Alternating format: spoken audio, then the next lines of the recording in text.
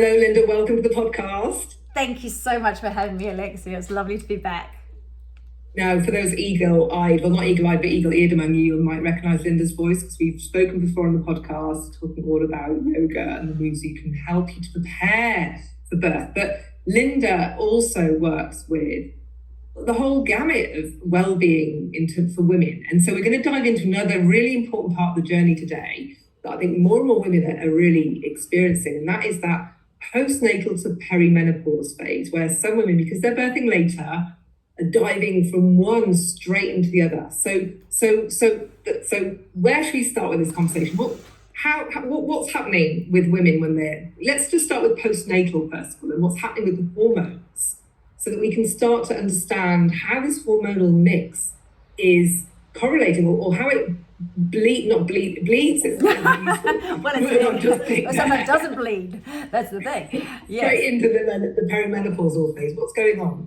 So it's kind of like a whole societal thing, isn't it? Where we are finding that women are having pregnancies later on in life. So it's not unusual at all to be in your late 30s, even early 40s when you're having even your first baby. And the thing is, roughly on average, women will start to go into perimenopause between 35 and 38 years old. So perimenopause literally means you're starting to have anovulatory cycles. So your menstrual cycle isn't actually around your, it's not defined by your period, it's defined by your ovulation in the middle of the cycle. And if your ovaries are not releasing an egg in the middle of that cycle, you're not producing progesterone, which is our key chill out hormone. It's the hormone that is anti-anxiety. It helps us to sleep. It's a smooth lining of the gut. So it's incredibly important in about 400 different pathways in our body and our brain. So if we're not producing progesterone in the second part of our cycle, we start to experience all sorts of issues which are very, very similar to what we are experiencing when we've just given birth and we've just birthed our placenta, and our progesterone level just absolutely plummets, along with estrogen levels. But early perimenopause, when we start to have those anovulatory cycles, our progesterone is starting to drop away quite rapidly, more so than estrogen. So we tend to see from about 38, we're starting to have, not every cycle, but quite often we're starting to have those anovulatory cycles. We're starting to diminish in our production, our ovarian production of progesterone. So from about 35 to about 50, we lose about 70% of that ovarian production of progesterone. And about 45, so mid 40s, we start to diminish our production of estrogen. And it's a dysregulation. It's when our estrogen is a bit high in comparison to the progesterone. That's when we are experiencing, night sweats, brain fog, heart palpitations, skin itchiness, dry eyes, dry mouth, pelvic floor issues. And you can see it's very, very similar to straight when we've had a baby, going into that period where the progesterone is super low, estrogen is low as well, maybe not quite as low as progesterone, and baby blues, just unbelievable fatigue, being wired but tired, not being able to sleep when baby sleeps. And the problem is women are going from losing that progesterone, having birthed their baby, losing that estrogen, being very low in these key hormones. And it's really important to understand that women are, our brains are estrogen rich. Male brains are testosterone rich. Our brains are estrogen rich. So we need these key hormones to function well. And we're going straight from this period of being very low in these key hormones straight into perimenopause. So it's not like we're going back up and reaching sort of mid-20s levels of normal hormone production again, and our ovaries are going back into production. They're not. We might have ended up getting pregnant, because what happens is when our ovaries are starting to shut up shop, they'll have big bursts of estrogen. So it's like one more baby. So you might actually be very low in estrogen, but suddenly you have these spikes, like this. And it might be in that spike in 1 month where you are ovulating that you get pregnant. But then those hormones that start to crash down afterwards. So of course, pregnancy, our body goes into hyperdrive, and we produce a ton of progesterone. But once that's all gone post-pregnancy, and if we are in our early 40s or late 30s, then you are a totally average normal woman if you are then in peri-menopause. So you mentioned there's a change in the cycle. You called it the ovary part, the ovulate, and ovulatory cycle simply means that you don't produce an egg that cycle. Yeah, so you can still be having your periods. You can it might be a little bit scantier, a little bit closer together, a little bit further apart. So there might be, but to be honest, most of us of our generation don't really track our periods like the younger girls do these days. So you might not even notice that you're not ovulating. And it might be just that you're starting to really suffer with insomnia, or you're starting to find that you get really severe PMT, because of course PMT, our progesterone is so affiliated with our mood levels. So if you're already very low in progesterone, right before your period, you're going to be getting really snarky and bitchy and flying off the handle. So people will, or a lot of women experience much worse digestive issues. IBS issues get way worse because progesterone is incredibly important in the sumping action, if you like, of the intestines. So it's really important to know that if you are experiencing classic perimenopausal symptoms, and you've got a new baby and potentially other, slightly older children as well, and you feel like you're going mad, it's not you, it's your hormones. And actually, it's not you, it's your hormones. But there's an awful lot of things that we can do to help ourselves, and I would say it starts with education on what is actually going on with your body. And it really needs to graduate through a total paradigm shift on how we approach well-being, women's well-being at this very crucial stage. And I would say, from your late 30s through to post-menopause, so 52, 53, 54, that decade or so is not a time to be pushing through, trying to do a marathon, trying to beat these fitness goals, etc., etc.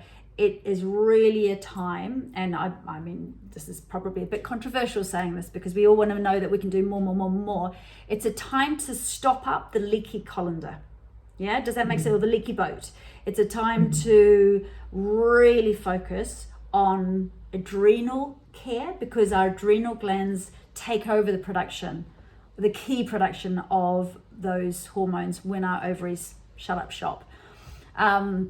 So yeah, I'd like to talk a little bit more about that because I think that's super, super important. And it's a time of actually kind of stepping into the whole wise woman phase, which yes, is hard when you've got little children around and you're trying to look after a baby, etc. But it is, and a lot of women, need to go through a grieving process, a letting go process of the younger them, and actually almost do a stepping in, a metaphorical stepping in of this new aspect of themselves. So it can be an extraordinary transitional time. It can be an incredibly empowering time, but not if you listen to the media, which is totally focused on staying young and slim and basically looking like you're 25 forever. It's really got to be learning about what is going on with your body and embracing being a woman in midlife, and how exciting actually it's going to be in the second spring, they call it, after menopause. We enjoy that second spring when we actually nurture the body and the brain in this midpoint, this decade or so of huge transition, just as hormonally huge as going into puberty, just as huge. And we know You talk about raising self-awareness. So does this awareness, are you talking about educating yourself around this transition, around the impact of hormones, or about being more aware about where you are in your cycle and how you're responding And I think you're going to say both, but what did you mean when you said you need to become more aware? Well, to be honest, a lot of women will go from having a baby and they won't necessarily start cycling again, on a regular basis. Now go into peri-menopause and then, they might end up having a few periods, but that might be quite scanty and quite all over the place. So yes, having an awareness of your cycle tracking is so powerful. It really is. And starting to track your symptoms as well. So starting to track when you have a migraine, when you are leaking, when you find that you're getting stress incontinence or urgency issues, tracking when you have insomnia, tracking when your skin gets really super itchy. Because by tracking what's going on, so just keeping a little journal and every evening maybe just jotting down what your energy levels are like, maybe tracking how much water you're drinking, how your body is responding to any kind of exercise and movement you're doing, if you feel knackered or if you feel energized, is really empowering for you. Because when they say know thyself, you have to know thyself, because we're all very, very different. So my levels of natural progesterone from when I was in my 20s and 30s will be different from yours. So what's normal for me, and if I went to go and do a blood test, is going to be very different from you. And the trouble with doing blood tests in perimenopause is that literally, day to day, almost hour to hour, our hormones are all over the place. So, you might go and see what your hormone levels are doing by going and having a blood test. But if when you're there, if you just happen to be having a spike in your estrogen, then you're going to look like you've got regular levels of estrogen, but it might be that later on that day your estrogen levels are plummeting down. So it's very difficult to have blood tests that will actually show what is going on with your hormones unless you are on HRT. That's a different story. Then it's more telling the doctor how your body is absorbing the hormone replacement therapy.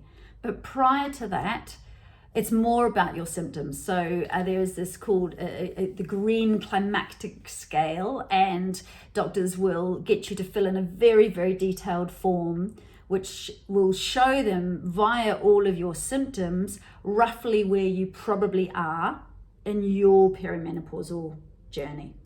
Does that make sense? Yeah. And I know that there are lots of apps out there that enable you to do this. Yes. I just wondered if you've got any apps that you really like, or that really work and help you, because it's all very well tracking the symptoms, but what I'd really want from an app is, oh, you've got this, that means it's this hormone. Like, to translate that information, and make it meaningful, rather than you just go, oh right, I get really angry on day 15, whatever it is, to turn it into something useful. But the Balance app is very good. So the Balance app was developed by Newson Health. It's kind of like the initial one, the first one, and it's great.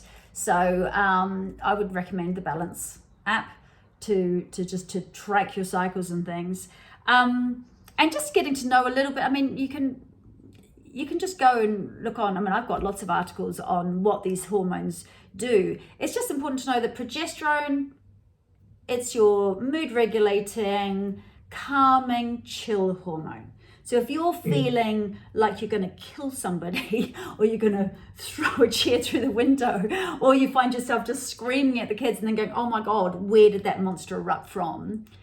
Then it's probably that you are low on progesterone, and we really need to look at caring for your adrenal glands, so your adrenal glands can be producing the progesterone that your ovaries are no longer producing. Does that make sense? Yeah. Whereas estrogen is our focus, it's our drive, it's our energy, it's our get up and go, it's the elastic in our skin, it's the ability to respond to a bit of impact and not wear your pants, or for the detrusor muscles of the bladder to not be, inappropriately spasming and making you have urge incontinence. So estrogen does so many. It keeps the heart pliable. It's what essential hormone to keep our bones growing.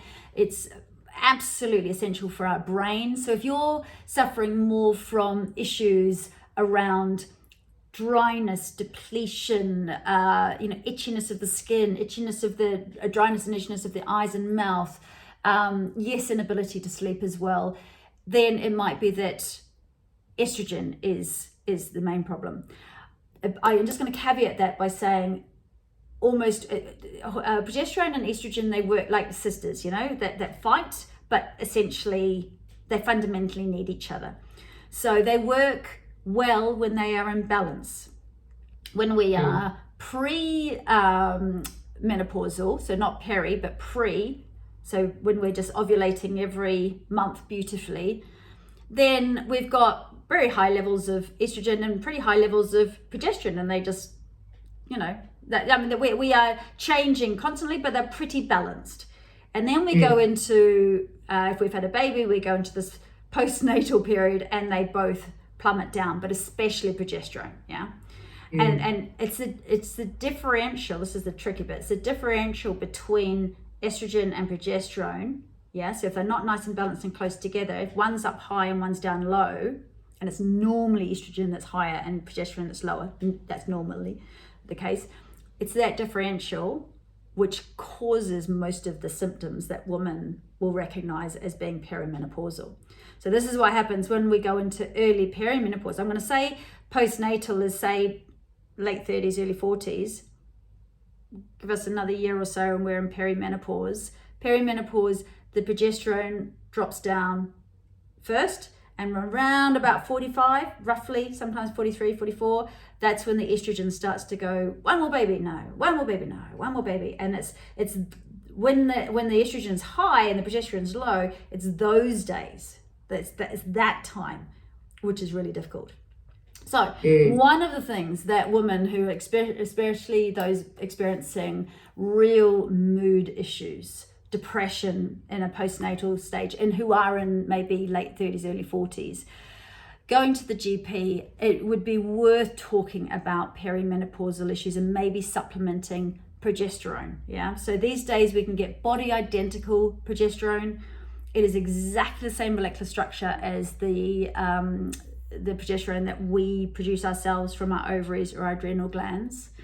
It's not a progestogen, so it's not the same as what's in the pill or in the coil, which is a progestogen. It's a synthetic version. So progesterone, it's supplied in the UK as a product called Eutrogestin. It's a micronized means basically it's bashed into tiny little pieces, little capsule, and it can be taken orally or intravaginally up the vagina, and that can supplement, it can bring up your natural levels of progesterone, so that there isn't such a differential between the estrogen and the progesterone. Does that make sense? So that is going to help with mood disorders, anxiety, heart palpitations, insomnia, depressive feelings, because we're actually working at the hormonal level. Whereas an antidepressant, it can help, but it's not actually a long-term solution, if you like. So really important to work with a GP who understands women's health and has been kind of recently trained in women's health, and understanding that it's highly likely, if you're an older mum, that you are going straight into perimenopause. So to recap, it's really about tracking your symptoms. It's really about really upping that self-awareness so that you're able to discern. Because I'm just here, when you think about depression or anxiety, there's life that creates that kind of stuff as well. So how do you discern that the thing that you're feeling is a hormonal-led situation versus you've actually just got healing to do and stuff like that? How do you figure that out, right? Okay, so this is what I was talking about, the paradigm shift. And I like to say my kind of motto is being in control of letting go of being in control. So which is the birth thing, right? That's it's the birth thing. Anyway. Exactly. But you take it on because, to be honest, if you're going to be later on in life having a baby, it's likely, not necessarily, but it's likely that you have had a career, you are having a career, you're a busy woman, you're used to juggling all the balls. It's likely that you're somebody who's used to being in control and getting things done. And then, you know, you've been busy. And then it's like, and you know what? I think I would like to have a child as well. And in my experience, and including myself here, when you have, and we'll say A-type personalities, even though that's bollocks, isn't it? But if you're used to being in control of a situation, and suddenly, you know, you might be CEO of a big company, and suddenly you're in a situation where you've got this little scrap of, you know, of a little person who shows you very dramatically that you have no control. Actually, you know, that was a total illusion. It can be such a shattering of the ego. And when you're dealing with that kind of shattering of the ego, and you're also deeply sleep deprived, it can lead to a full-on breakdown of who you think that you are, you know, in this life. So that's why I if I could just talk to every woman in this going into perimenopause and just say, girlfriend, this is not a time to smash the glass ceilings and to push through. You've nothing to prove. This is a time to deeply and holistically revere your female form. Be thankful that you have that your body, this extraordinary, the trillions and trillions of cells, the condensed energy that makes up this physical manifestation that you're inhabiting in this lifetime, has created a human being. Now that's huge. You don't, to expect yourself to also then be running your business and potentially looking after other children and older parents and running your social media account and doing all the WhatsApp groups with school and having all of these tabs open, and your adrenal glands, which have not changed how they operate, neither have your ovaries, for 300,000 years, they don't know about all of this stuff. They just see it as stress. You've got so much stress going on, girlfriend, right now, that the adrenal glands are going, we have to keep on pushing out cortisol and adrenaline and cortisol and adrenaline and cortisol and adrenaline. And we are in this totally revved, never turning off state. Totally revved. And the trouble is, there's this thing called pregnenolone steal. So your adrenal glands, once the ovaries start to shut up shop, so once they start to diminish their production, fair enough, they've been popping out those eggs month after month for decades, and they are now slowing down. They don't have as many eggs to pop out anymore, so they're starting to shut up shop. Your adrenal glands need to be nourished and looked after and revered.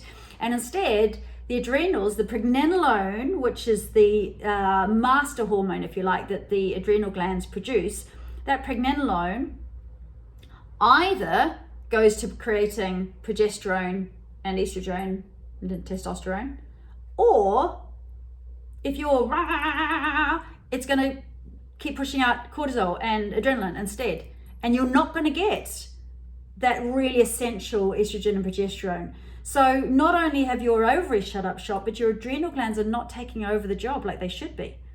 So honestly, it's more for us. It's more for us because we are still being hoodwinked by society to think that we should be little men and have a baby, and we should be men in a skirt who are able to work at a level constantly, and not understand that what we are doing is we are going into adrenal revving and fatigue. So we have a tiny bit of testosterone that we produce in the middle of our cycle if we ovulate, about 1/10 of the testosterone that men produce. Men produce testosterone every 15 minutes consistently up until about 70. And that's what gives them the ability to constantly get up at 9 o'clock and go to work and work through till 6 or whatever and be Whereas with a woman, we have this extraordinary flux through a normal cycle, which is completely shafted once we get to perimenopause.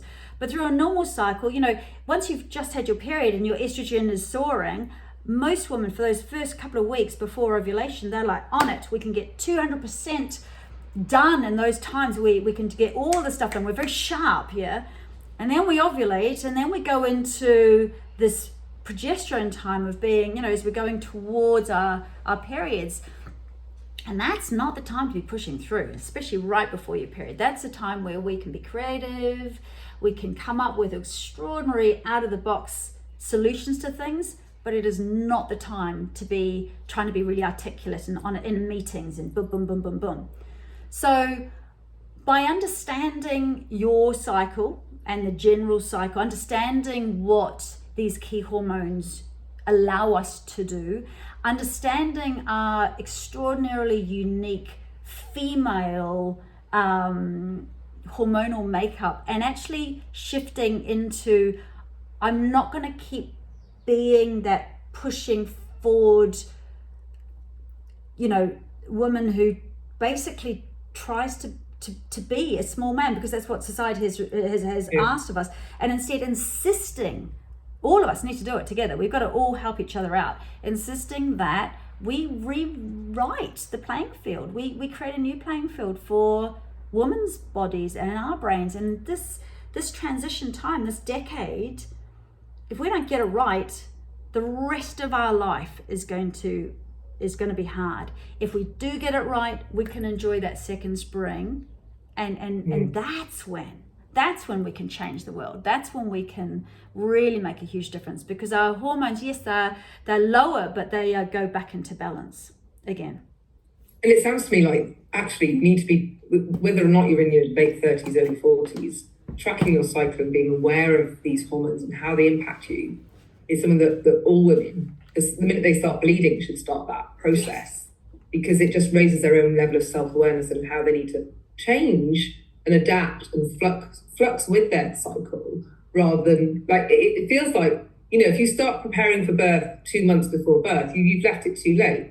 You need to start thinking about it before you're pregnant. You need to start planning for pregnancy before you're pregnant. You need to start planning for this before it happens, because suddenly you're learning. Yeah. You're having to do a huge steep learning curve while you're getting stressed and the hormones are battering you because they're now out of balance, and you're like, oh. Whereas if you start like in your 20s doing this, then by the time it's coming around, you're like, oh yeah, no, this hormone's out of whack. I know what's going on here, and you can get the heads up. Whereas otherwise you're chasing your tail. Yeah. That's the sense I'm getting with what you're saying. She's nodding for those watching the video. I think it's changing quite dramatically. I look at my 18-year-old daughter and I've got an 11-year-old daughter as well, and the conversations around women's health. I mean, obviously this is what I teach, so they hear about this all the time. Yeah. But my daughter tracks her cycle automatically, so do all her friends. It's just something they do. Whereas I know, I'm 51 now, and I remember when I first started my cycles, I was deeply embarrassed. I mean, I literally put my hands in my ears and was like, no. I wouldn't listen to anything that my mum tried to tell me. I was so set on basically diminishing and suppressing anything feminine about me, because I wanted to work in advertising, and I was a man's world, and I needed to be as masculine as possible, and just forget about all that shameful and annoying and diminishing kind of woman's stuff. Whereas I think this generation, the new generation coming through, are way more open to, and so are men obviously as well, the beauty of being a woman. And I think unfortunately we're having to play catch up, and the women who are just a decade behind me are also having to play catch up. It's crazy. There's only in the last couple of years, I mean literally since Me Too in 2018, that there has been funding for research on the female brain in the life stage, as opposed to just assuming we're little men. It's insane. That's mind-blowing, isn't it? It's insane. And so much information is only been coming out now. I mean, it's just the fact that vaginal estrogen has only just come out on prescription here in the UK. Not on prescription, whereas you can get it on over the counter here in the UK in the last few months. I mean, this is something that almost all women will really, really benefit from. It's not systemic. It does not go into the bloodstream.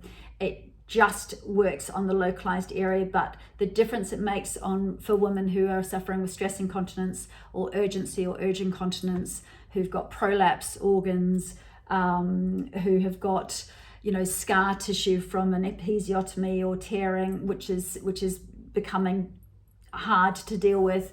Once we start to lose our ovarian estrogen, many women, I'd say 80% plus women, start to deal with pelvic floor dysfunction. Now, to get some estrogen back into the area, intravaginally and around the vulva and around the sphincter muscles, can make a life-changing difference. It can literally mean the difference between a woman not leaving her house and having a fully functional life. And yet it's only just now become something that you don't have to try and get and most GPs didn't even know that they could prescribe it, or didn't even know what it did, until now we're starting to get specialist training for GPs in medical school. But it only happened, it only got mandated last year. So it's just, we're talking it's a cutting edge topic. It shouldn't be. It's embarrassingly terrible, but it is. I've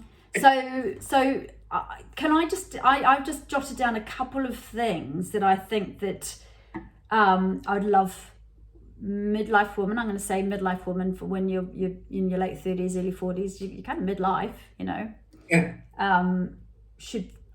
Should be on your radar. Okay, let's go. Does that sound like a good? Yeah, let's do this. Plan? So, one, adrenal care.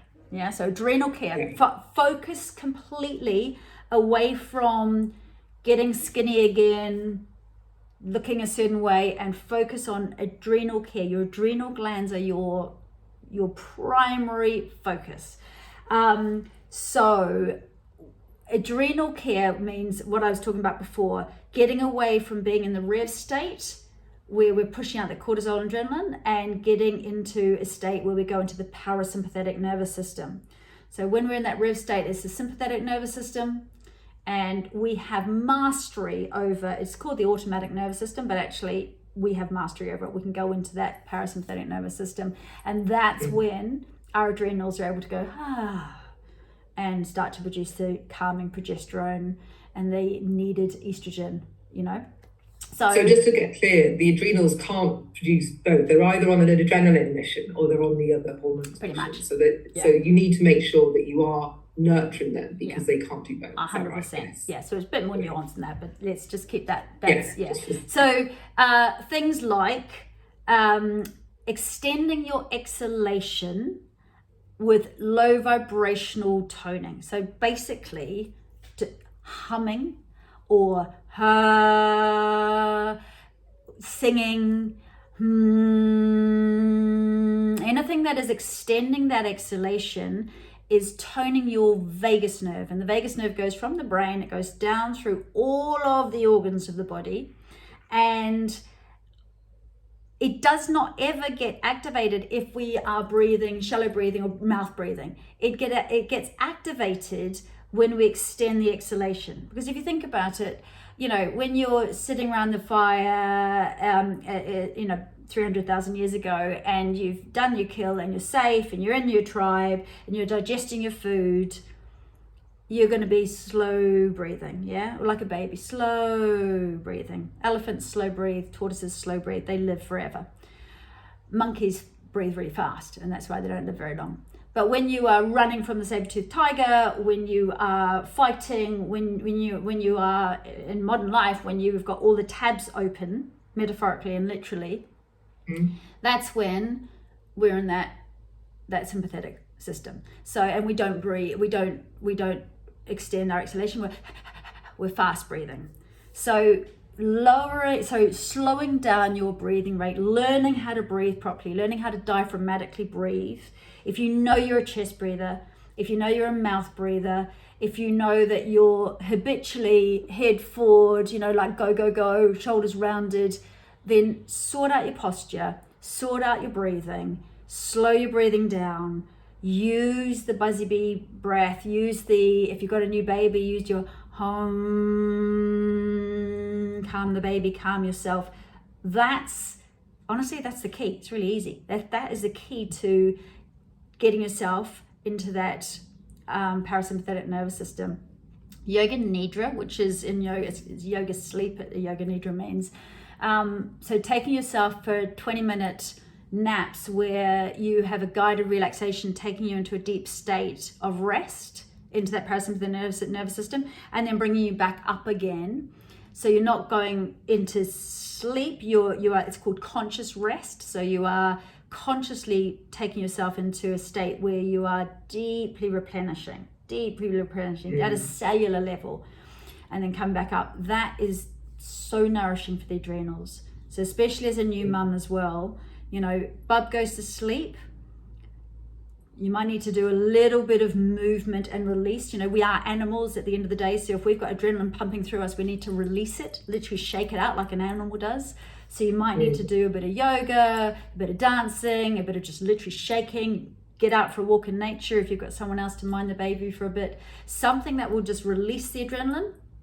And then resting, restorative in a pose, just 20 minutes, or legs up the wall, and extending that exhalation, going into that conscious rest. It doesn't take much. It does not take much. And it's one of those things, the more you practice it, the easier it is. It's accumulative. So you literally, the more you practice the restorative relaxation response, the faster you can go down into it. Yeah. So that's one thing. 2 is nutrition for hormones. So basically, you've got to start looking at intermittent fasting for women. There's a lady called Dr. Mandy Peltz, who's an American clinical nutritionist, and she talks in great detail about intermittent fasting for women's health, so our hormonal profile. So basically, not snacking late and eating breakfast early, but giving your gut a chance to rest overnight to get the gut biome working as well as possible, because of course our gut biome is so correlated with the estrogen that we're producing and progesterone that we're producing as well. So giving your gut a chance to rest overnight, and then when you are eating, progesterone needs quality carbohydrates to be produced. Yeah, so we need quality carbohydrates, like I always say quinoa, but I know it's other people say quinoa. Yeah, I say quinoa. And sweet potato. So good quality carbohydrates. If you're going to have carbohydrates, it's not fish and chips. It's good quality carbohydrates. And then estrogen actually thrives in a low insulin environment. So making sure you have really good quality protein, and we should be having about 30 grams of protein per meal. That's quite a lot. It's like a big slab of salmon. Really good quality, good fats. So before I was talking about the pregnenolone, the adrenals produce the pregnenolone, and then so that precursor hormone that will either then produce cortisol or progesterone and estrogen.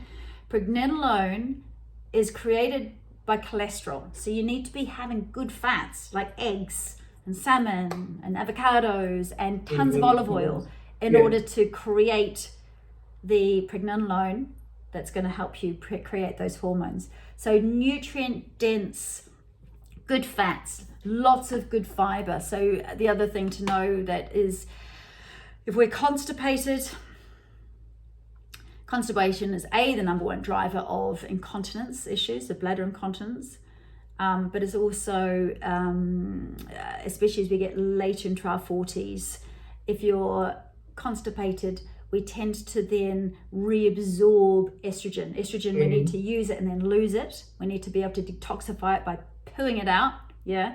And if we're not, it can be reabsorbed, and then we can find that differential between the estrogen and the progesterone gets worse and worse and worse and worse, and symptoms get worse and worse and worse and worse.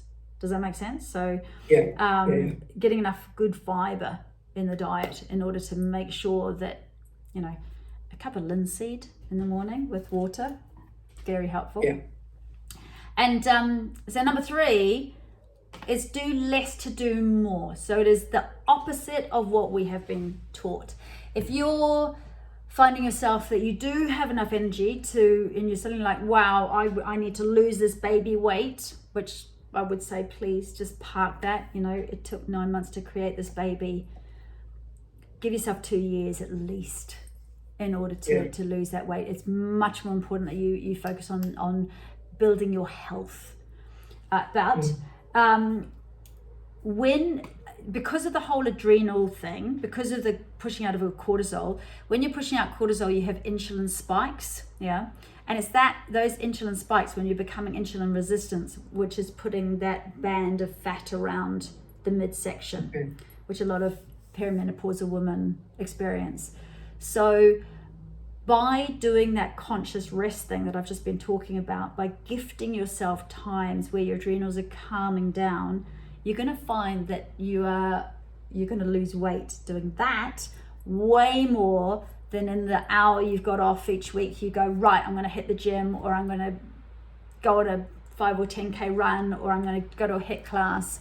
And then on top of already stressed adrenals, you're putting what you think should be exercise relaxation, but it's not. It's actually quite stressful, and it's just pushing up those levels of cortisol even more, pushing up the insulin even more. So what about like a walk in nature, for example? Yes, so that's still going to be good for you, but that's not going to be stressful or hardcore. But it's also not conscious resting. And I'm just wondering. Oh well, it is. It is conscious. Oh, is it? Okay. Yeah, okay. So you're not if sort of you think lying about, on the floor, especially if as you're walking, you're actually in your senses. You're looking at the leaves as you pass them. You're absorbing the color. You're smelling the earth. You're seeing the trees. You're being absolutely in the senses. That's incredibly enlivening and deeply replenishing, deeply restful. So yes, walking in nature, getting out in nature, doing yoga outside. Yoga, I reckon I'm stronger now in my 50s than I probably ever have. Even when I was a gym bunny, I mean, yoga can be deeply restorative, but it can be incredibly strengthening. I do all of my balances and stuff, and so you can do a lot of bone enhancing, muscle enhancing yoga and isometric Pilates, and be very consciously regulating your breath, so you are calming your adrenals, you're breathing beautifully, and you're doing extraordinarily powerful stuff. So I only ever do about 10 minutes a day. That's it. And then I walk out in nature. But I reckon that being smart about it, just working smarter, not harder, that's the key. In your 40s, work smarter, not harder. So you basically don't want to break out into a sweat, is what I'm hearing. Look, no, that's not true. That's not true. But what we are, in an ideal world, if you are doing a fitness thing, and I mean, if you're not sleeping 6 hours a night, so if your baby's still waking up regularly for feeds and stuff, it's not the time to be doing stuff that's going to stress your adrenals. But if you're a bit further down the track, if you've already built up your good pelvic floor and deep core strength again, and you can cope with intra-abdominal pressure downwards, then by adding in intermittent exercise where you're for like 20 seconds on, you're spiking your heart rate up, and then you're taking your heart rate right down. So you're going sympathetic nervous system, parasympathetic nervous system, sympathetic nervous system, parasympathetic nervous system. So I've developed this thing called half a hit. So it's basically a 30-minute blast class, and that's what we do. We go cross patterning for the brain, lots of balance work, bring the heart rate right up with exercises, and then drop it right down into deep stretches, slowing the breath, and then going back up into breath where we're activating deep core muscles, and then back down again. And so it is good to do little short bursts of exercise as long as it's followed with adrenal calming. Does that make sense? So what you don't want to be doing is going for an hour run on the treadmill. That's the worst thing you could do. Don't do that. But and I've had some friends say that she started training for a marathon. I think she was like early 40s, and she put on a ton of weight when she started training for the marathon. So that's the kind of response that you're talking about, which 100%. Is that stress. And the body's like, what the hell's going on? I need to protect myself.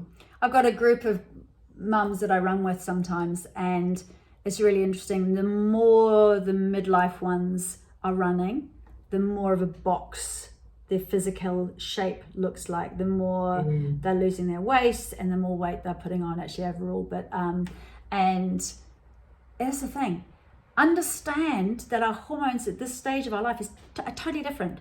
What worked when you're in your 20s and 30s, the whole, eating less calories in order to lose weight, that does not work now. If you're not feeding those key hormones with good fats, we need a lot of good fats in order to create those hormones. We really need way more good fats in the diet. Not, like I said before, not fish and chips. We're talking about your avocados, your salmons, your olive oil is brilliant. Put it on everything. If we're not doing that, satiating ourselves, then we're going to be spiking insulin, and you might be in calorie deficit, but you're going to put on weight. As soon as you eat anything, your body's got to go. So now it's a total rewiring. It's a total paradigm shift on women's health and fitness, and it's got to be. I believe it's got to be a acceptance process. In yoga, it's called santosha. Santosha literally means sitting with what is now, like being in total acceptance of what is now, not wishing for something else, not yearning for the past, not projecting into what you would like the future to be, but sitting at what is right now.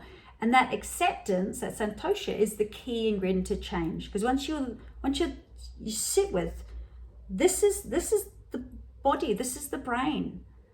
Now, what can I do to enhance the way my body wants to operate, is naturally wanting to operate? And it's not trying to be a little man. It's not. It's actually revering your womanhood. Exactly. Yeah. And all those things you described, like I'm going through this phase where the things that used to work don't work anymore. And so I've started intermittent fasting, so really extending that fasting window as much as I can, doing those walks in nature. Dr. Mindy Peltz, I think she's got a really good book out called Fast Like a Girl. Yeah.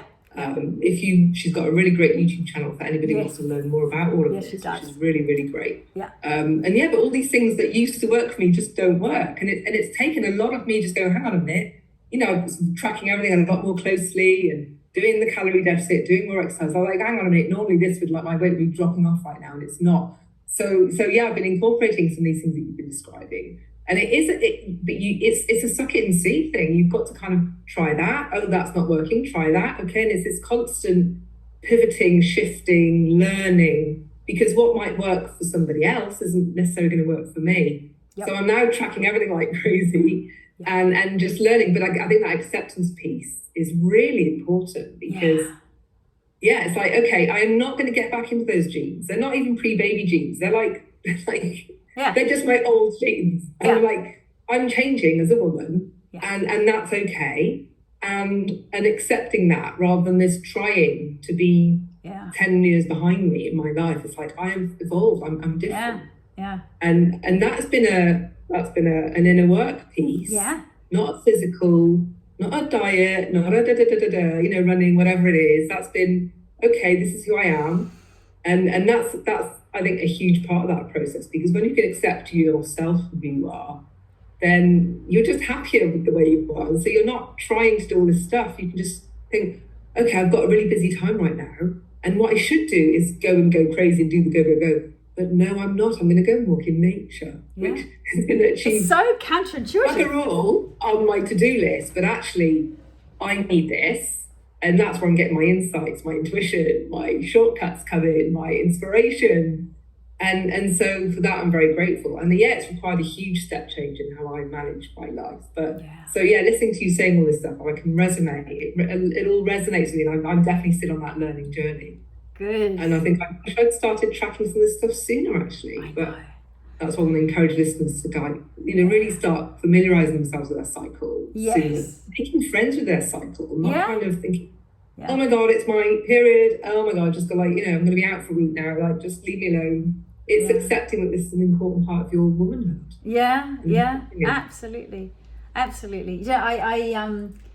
I heard this expression years ago, and it just has stayed with me. There is freedom in surrender. Yes. And that surrender, so in yoga, there's a word called Ishvara Pranadhara, which I love to say.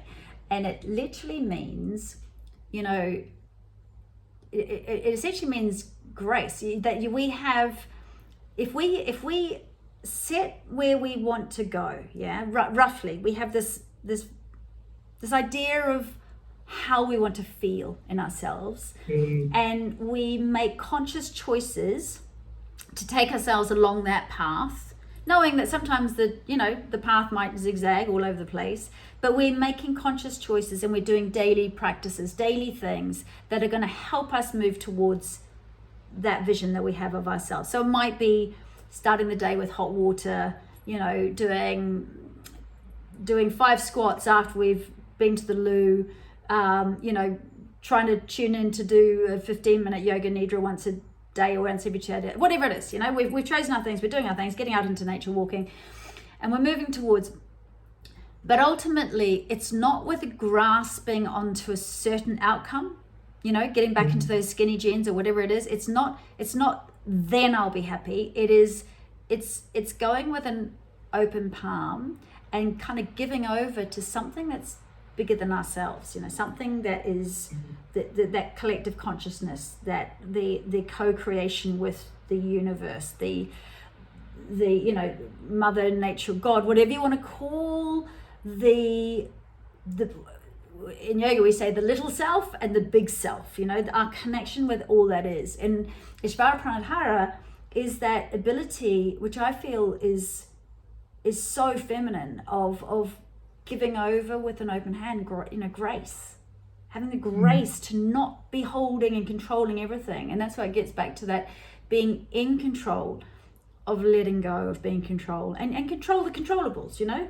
control what you choose to do for movement, control the people that you choose to be around. If people are toxic and they make you feel exhausted, spend more time with people that bring you joy, you know, controlling you know, what you do when Bubba does go down for a sleep. Do you actually need to do all the tidying up there? And do you need to necessarily do those emails right now? Do you need to be doing your website right now? Or could you go, for the first 20 minutes, I'm going to go into a yoga nidra, I'm going to do a deep rest. You know? So I think, yeah, have it. And it's a paradigm shift. It's a paradigm shift. It is and it's huge, because we have been conditioned from birth, most of us, to that our busyness equals our worthiness, haven't we? You know, and totally. To take off that hat and consciously set it aside, and sit with the fact that you essentially as a woman are enough just as you are. And in fact, you're more than enough. And if you've just had a baby, you literally create a human being. You're perpetuating the human race. That's more than enough, you know. Yeah. Is there anything more that needs to be said, Linda? I don't know. I think you said it all. Yeah, apart from the fact that I've got the bathroombootcamp.com, which is free. And if you're wanting to just get into little bits of exercise, little bits of movement, which can be very helpful for your posture and your pelvic floor, then grab that, because those exercises do work. And I've got a nice guided meditation. It's not a yoga nidra, it's just a nice guided meditation for women who are post-natal and in that peri-menopause phase, who it just focused around the center of our being, around the pelvis, and this is a nice way to relax. So if you like, I can send you the link to that, so your ladies can have a listen. And where can people find you, Linda, if they want to track you down and go, I love what she's saying, I love her, where is she, where are you? So I'm all over the place. So I've got my umbrella website, which is Linda Stevens with a PH, lindastevenswellbeing.com. So there you can go through to, I've got womanswellbeing.me, which is where I teach online, and I've got a huge plethora of information and interviews with health professionals, and all of my different yoga classes and things in womenswellbeing.me. And I've also links through to yogamums.net, which is for birth training and postnatal recovery courses and the like. I run retreats, wellbeing retreats and workshops. So most of the stuff is all linked through lindastevenswellbeing.com. Wonderful. Well, you're going to send me all the links, so I'm going to have all the links in the podcast show notes and links of your meditation if we can also let people know that. I'm sure they're going to want to track that down as well. So thank you, Linda, for joining me on the podcast. It's been brilliant. Thank you. Thank you for having me. It's always such a pleasure. How was that, honey?